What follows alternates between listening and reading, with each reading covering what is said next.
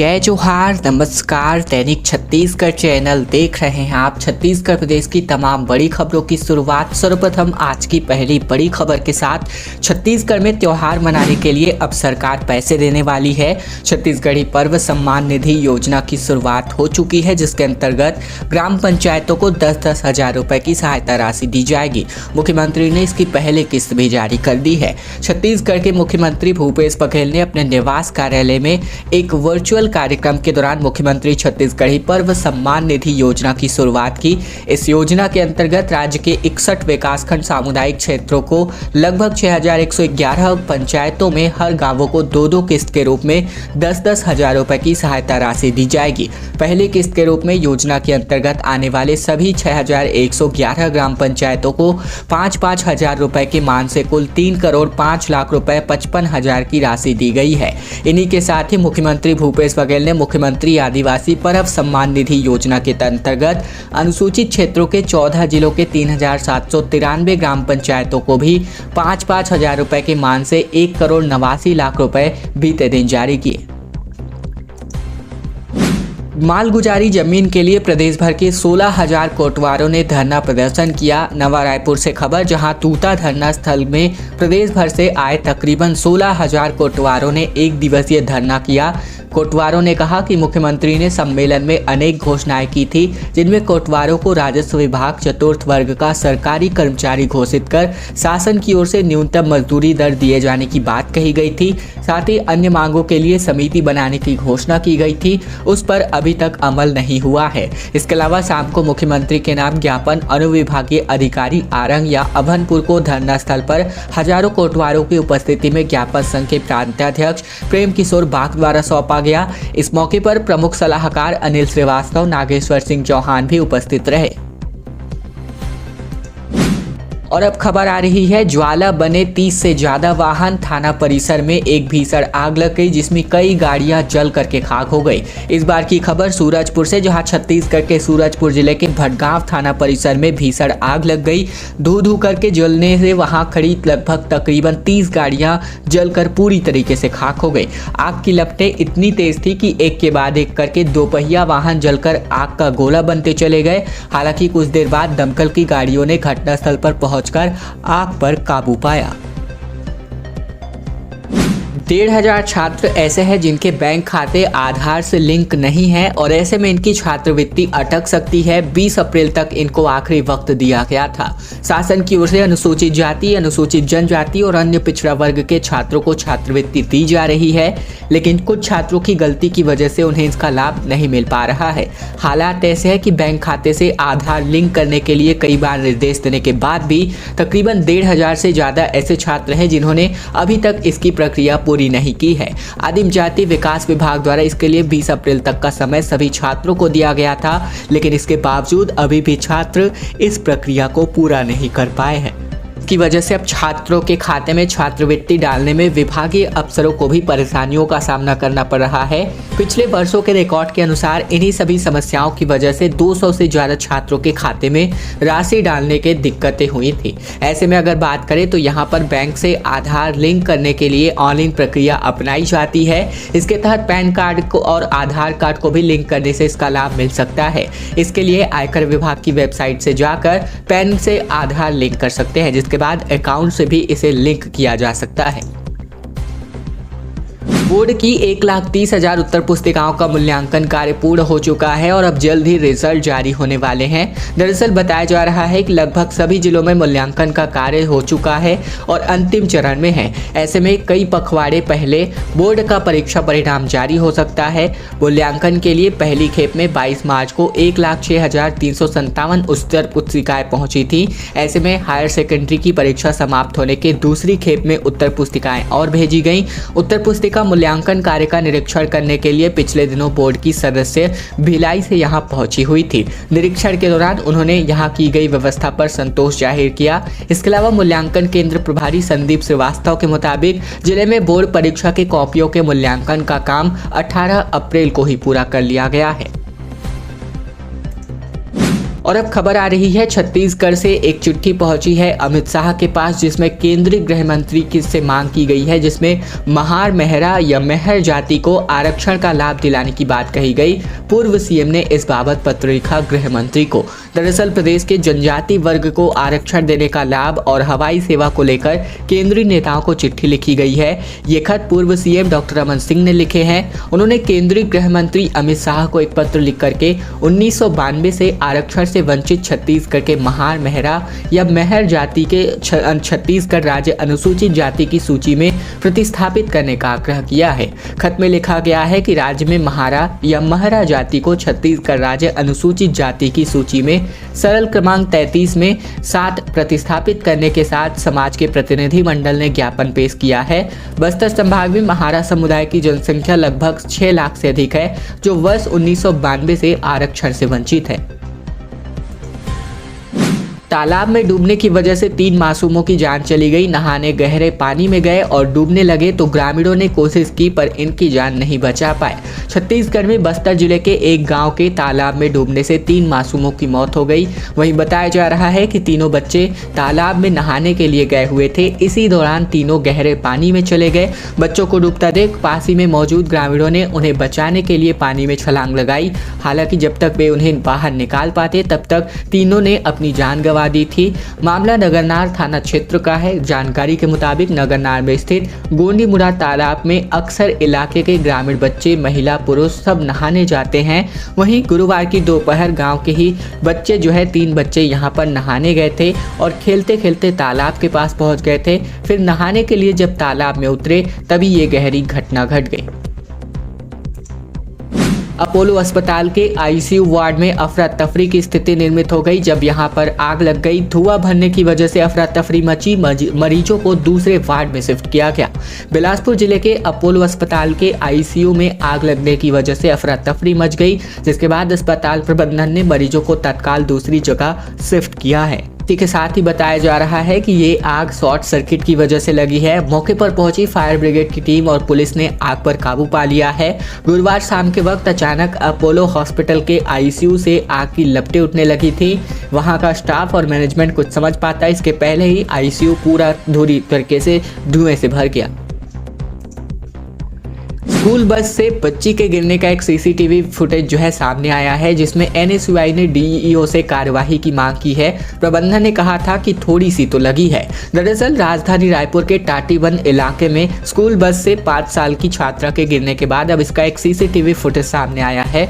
बच्ची के गिरने के बाद भी बस आगे बढ़ जाती है। पीछे से एक बाइक सवार और राहगीरों के चिल्लाने की आवाज के बाद भी चालक गाड़ी को रोकता है। ऋषिका सिंह जो कि 5 वर्ष की है, इन्होंने अपने पेरेंट्स को इसकी जानकारी दी तो मामले का पूरा खुलासा हो सका। बच्ची ने बताया कि ड्राइवर ने इसके बारे में किसी से भी कुछ भी कहने से मना किया था, लेकिन स्टूडेंट जब घर पहुंची तो पेरेंट्स को सारी सच्चाई बताई। इसके बाद श्री कृष्ण किड्स एकेडमी टाटीबंद लगातार मामलों को दबाने का प्रयास करता रहा। उनके मुताबिक बच्ची स्कूल में ही गिरकर घायल हुई थी। गुरुवार को सीसीटीवी फुटेज सामने आने के बाद अब एनएसयूआई ने जिला शिक्षा अधिकारी से इस मामले में कड़ी कार्यवाही करने की मांग की है।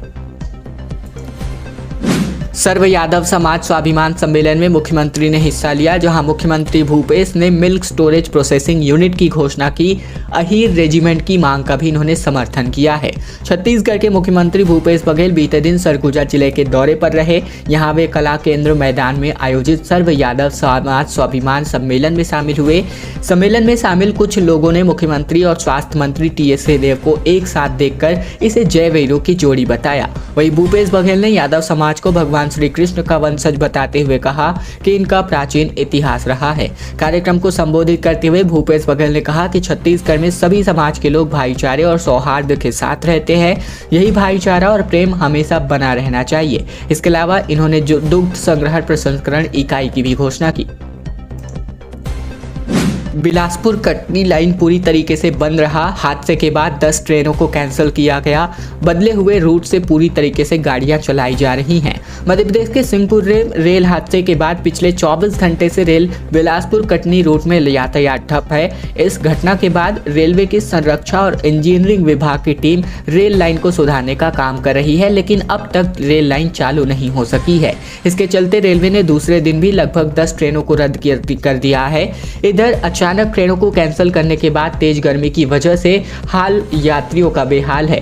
इधर चेयरमैन ऑफ रेलवे सेफ्टी अर्थात CRS ने इस हादसे की जांच के लिए मुहिम छेड़ दी है। छत्तीसगढ़ में गर्मी का सितम लगातार बढ़ता जा रहा है। इसी कड़ी में अब तापमान 44 डिग्री सेल्सियस के पार हो चुका है। सबसे गर्म जिला रायगढ़ रहा। कई जिलों में लू के जैसे हालात नजर आ रहे हैं। रायपुर और बिलासपुर का तापमान 43 डिग्री के पार जा पहुंचा है। छत्तीसगढ़ में झुलसती गर्मी ने हर किसी को परेशान कर दिया है। प्रदेश के तापमान में बढ़ोतरी का सिलसिला लगातार जारी है। इसी कड़ी में सबसे गर्म जिला बीते दिन रायगढ़ रहा। यहाँ पर तापमान 44 डिग्री सेल्सियस के पार चला गया। बाकी जिलों में भी हालात कुछ इसी तरीके के हैं। मुंगेली जिले में तापमान 44.2 डिग्री सेल्सियस पहुंचा। वहीं बलौदाबाजार जिले का अब तक का सबसे अधिकतम तापमान 43.7 डिग्री सेल्सियस रहा। इसके बाद प्रदेश में सबसे गर्म जिले में राजनांदगांव भी शुमार हुआ, जहां तापमान 43 डिग्री रहा। मगर राजधानी रायपुर और बिलासपुर का तापमान 43 डिग्री सेल्सियस रिकॉर्ड हुआ। कर्नाटक चुनाव के ठीक बाद सरकारी अमले की ट्रेनिंग होने वाली है, जिसमें 24,000 पोलिंग बूथ की 4D फोटोग्राफी शुरू हो चुकी है, जिसके लिए सुविधाएं में वृद्धि होने वाली है। छत्तीसगढ़ में इस साल हो रहे विधानसभा चुनाव के मद्देनजर आयोग ने अपनी तैयारियां शुरू कर दी हैं। मतदान केंद्रों में मतदाताओं को अधिक सुविधाएं मिल सके, इसके लिए पहली बार प्रदेश में 23,903 से अधिक मतदान केंद्रों की अर्थात 4D यानी 4 डायमेंशन फोटोग्राफी करवाई जा रही है। इसमें मतदान केंद्र तक पहुंचने वाले रास्ते, भवन की स्थिति, मतदाताओं के लिए मूलभूत सुविधाएं जैसे पानी, टॉयलेट, दिव्यांग वोटरों के लिए रैंप आदि किस तरह से बनेंगे, इसका भौतिक सत्यापन किया जाएगा। खास बात यह है कि कर्नाटक चुनाव के तुरंत बाद मई में छत्तीसगढ़ में चुनाव आयोग ने एक टीम यहां आएगी और यही टीम चुनाव में शामिल होने वाले अमले की ट्रेनिंग तुरंत शुरू करेगी। युवाओं के लिए अब कैरियर बनाने की राह आसान बनाने की बातें कही जा रही हैं। 20 दिन के अंदर 30,000 युवाओं का बेरोजगारी भत्ता स्वीकृत हुआ है। छत्तीसगढ़ में 1 अप्रैल 2023 को बेरोजगारी भत्ता योजना का शुभारंभ किया गया। शासन की महत्वाकांक्षी योजना का लाभ लेने के लिए युवाओं में काफी उत्साह दिख रहा है। योजना के तहत 20 दिनों के भीतर 30,000 आवेदकों को बेरोजगारी भत्ता स्वीकृत किया गया है। योजना के तहत अब तक बेरोजगारी भत्ता के पोर्टल पर 91,000 आवेदन मिले हैं और इनमें से दस्तावेज सत्यापन के बाद कुल 57,207 लोगों को बेरोजगारी भत्ता स्वीकृत करने की अनुशंसा दी गई है। वही बेरोजगारी भत्ता योजना के लिए आवेदन करने की कोई अंतिम तिथि निर्धारित नहीं है और न ही पोर्टल के खुलने या फिर बंद होने का समय तय किया गया है। पोर्टल समस्त दिनों के लिए 24 घंटे खुला रहता है। आवेदक इस पोर्टल पर अपनी सुविधा के अनुसार कभी भी आवेदन कर सकते हैं। 22 अप्रैल से शुरू होगा कौशल्या महोत्सव। सीएम भूपेश बघेल करेंगे इसका उद्घाटन। 3 दिनों तक रंगारंग प्रस्तुतियां होने वाली है। मुख्यमंत्री भूपेश बघेल 22 अप्रैल को माता कौशल्या महोत्सव का उद्घाटन करेंगे। कौशल्या महोत्सव 22 अप्रैल से लेकर 24 अप्रैल तक यानी कुल 3 दिनों तक आरंग विधानसभा क्षेत्र के चंद्रखुरी में आयोजित होगा। महोत्सव के शुभारंभ कार्यक्रम की अध्यक्षता संस्कृति मंत्री अमरजीत भगत करेंगे। इस कार्यक्रम में विशिष्ट अतिथि पर्यटन मंत्री ताम्रध्वज साहू, कृषि मंत्री एवं रायपुर जिले के प्रभारी मंत्री रविंद्र चौबे, इसके अलावा शिव कुमार डहरिया, समस्त मंत्रीगण, सांसदगण, संसदीय सचिव भी उपस्थित रहेंगे। चुनावी वर्ष में अब तक 400 से ज्यादा स्वामी आत्मानंद स्कूल की घोषणाएं हो चुकी है, जिनमें अंग्रेजी माध्यम में केवल 101 स्कूल बदलने वाले हैं। निजी स्कूल और कॉलेजों के मुकाबले सरकारी शैक्षिक संस्थाओं में छत्तीसगढ़ सरकार अंग्रेजी माध्यम की शिक्षा को विस्तार देने में लगी हुई है। पिछले 1 वर्ष के भीतर प्रदेश में 400 से अधिक नए स्वामी आत्मानंद स्कूल खोलने की घोषणाएं हो चुकी हैं। मुख्यमंत्री भूपेश बघेल भेंट मुलाकात कार्यक्रम में जहां भी जा रहे हैं, स्वामी आत्मानंद उत्कृष्ट विद्यालय की मांग जोर पकड़ रही है। ऐसे में सभी स्कूलों को अंग्रेजी माध्यम के रूप में विकसित करने की चुनौती है, मगर राज्य सरकार ने अपने बजट में केवल 101 स्कूल को ही अंग्रेजी माध्यम में विकसित करने के लिए स्वीकृति दी है। ऐसे में शिक्षा विभाग ने एक बार फिर से एक नए सिरे से वित्त विभाग को प्रस्ताव भेजने की तैयारी शुरू कर दी है। विश्व हिंदू परिषद के बाद अब आरएसएस के बाद अब रायपुर में विश्व हिंदू परिषद की केंद्रीय बैठक होगी। हिंदुत्व और मतांतरण पर चर्चा होने वाली है।